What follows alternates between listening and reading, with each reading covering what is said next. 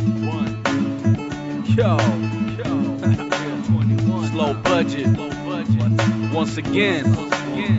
Uh, yeah. Good morning, everybody. Today's date, January 6th, 2023. All right, it's day 6 of my 2023 challenge. I just did all my exercises, did my sit-ups at home, came right now, did my squats, push-ups, and burpees, and that's 21 total now for the year, so doing pretty good. Just hope everyone's doing good on this Friday morning. I don't know if today's your Friday. If it is, happy Friday. Enjoy the weekend. Me, I work every day, so. But again, my job every day is a Friday, so that's a bonus. So let's see what I did yesterday. I pretty much worked, went to practice with the wrestling team. We have a big tournament coming up next Thursday. After that, went to go watch my nephew and a bunch of my football players and wrestlers at the high school basketball game. My nephew Tony got 2 dunks as the Miners defeated Kearney. It was a bittersweet game because we ended up playing, well, the school's called Kearney Ray, but our team had a fight with them in football. Well, actually, we didn't have a fight. They jumped a few of our players. It was a playoff game. Well, actually, it wasn't a playoff game. It was a game to go to the playoffs. So they ended up forfeiting. I mean, we play 8-man football here in our small town. So, I mean, they only had like maybe 14 kids. We had like 20-some kids. But anyway, a big old thing happened on the field, and their whole team got kicked off. We were on our way to a blowout. We were already like 14 points, about to score again. We're talking about the first quarter. We would have threw 80 points on them easily. But that little fight happened. They got all disqualified. We won. So we played them in basketball, beat them easily. Well, it wasn't easy. They were up at half. Our team should have been up by 20 points at half, but they ended up pulling it out. The girls varsity won. So that was pretty good. Let's see what else is going on.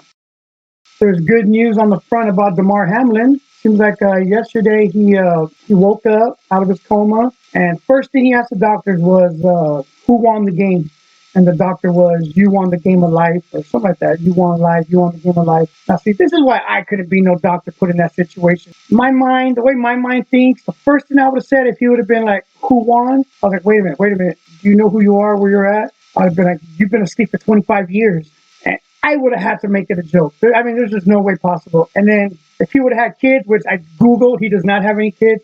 But imagine if he would have had a kid that was like 1 year old. I would have brought someone in that looked like about 26 years old and been like, Dad, you're awake? Yeah, I'm pretty sure I would have lost my license, lost my job. But I don't know. I think it would have been fun. It would have been a good story. Let's see what else is going on. If anybody's following the news about the Speaker of the House, they're still at a stalemate. The Speaker of the House, they couldn't vote on one yesterday, so they're going to convene again today at noon and hopefully get this done so they could go about their daily business. They can't do anything until a speaker is voted in. So let's see, anything else? Let's see, I read, anybody following the story about Whoopi Goldberg and The View? Well, it seems like Whoopi Goldberg, well, she's Jewish. She's a black Jew. She made some anti-Semitic remarks, I guess, saying that the Holocaust wasn't about race. So, right away, people are voting in. I don't like Whoopi, her politics or anything. But anyway, people are writing that they want her kicked off. So it seems like the producers of The View are telling the audience to cheer louder for Whoopi than everyone else to make it seem like, oh, the American people want Whoopi there. I don't think the American people want Whoopi. I think the American people want Whoopi Can. And not just for this, just in general, just because she's an idiot. Let's see, what else? If anybody watches Stranger Things, the guy that plays Will, his name's Noah Schnapp. I guess big news, it's in the news, it's all over my Facebook feed, that he came out as gay yesterday. Now, here's the thing. It's 2023. Nobody cares if you're gay. You could come out as a freaking tree no one cares. If you're gay, you're gay. You're straight, you're straight.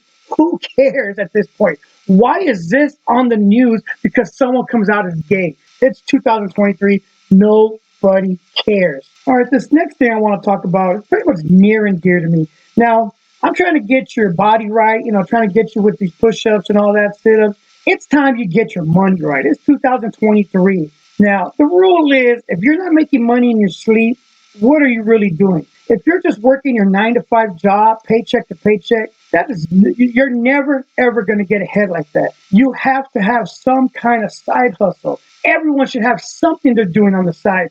I don't care if it's Etsy, if you're freaking selling Scentsy or paparazzi or something. You got to have a side hustle, extra income, no matter what your paycheck is. Can you imagine an extra $200 a week? That's $800 a month. That's someone else's full paycheck for a week that you're making on the side.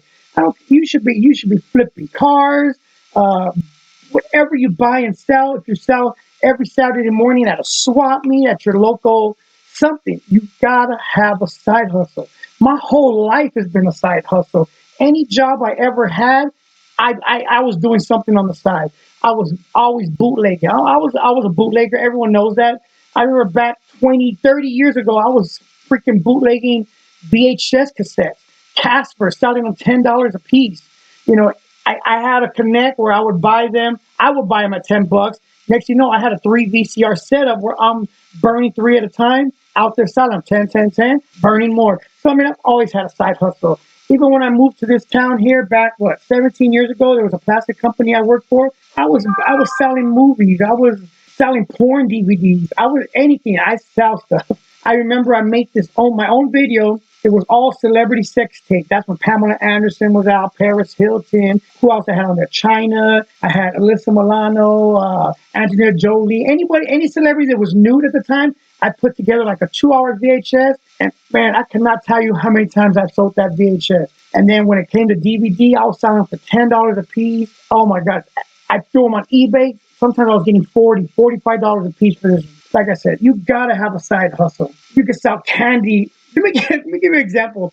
My daughter, Tooth Fairy gave her $5. She was like, she wanted to make some money. She went on her own to the store. I helped her, though, to buy some candy, which one was, profitable. And then she took that to school, and in 2 days, turned that 5 into 11, turned that 11 into 25. And I think she was done. She was happy, but she knows how to make money now, how easy it is to flip money. That's why I always said there could be 3 people. You give us each $20. The first guy, he'd go buy some lottery tickets. The second guy, he'll probably buy beer and a pack of cigarettes. Me, I'd find a way to turn that 20 into 60. So, I mean, I'm just built different like that. That's why my mind thinks. What I do is not hard. All you got to do is figure out what your niche is. What do you like? I mean, there's so many ways to make money nowadays, especially with the internet. I guarantee you, if the internet was around when I was a kid, I'd be a multimillionaire by now. There's just no doubt. I was in high school making money. My thing in high school was my sister had this boyfriend. He used to clean apartments or motels in Malibu. And every 2 weeks, he'd come with a stack of porno magazines that he would just collect by cleaning these rooms. So I would take him to school, flip them, $1.50, $3. Then I was shooting dice in the bathrooms, pitching quarters. Before school, we'd have 10, 15 people pitching quarters. You win one time, you just won $4 or $5. You win a couple of times, you're set, $9. So, I mean, there's just so many ways to make money.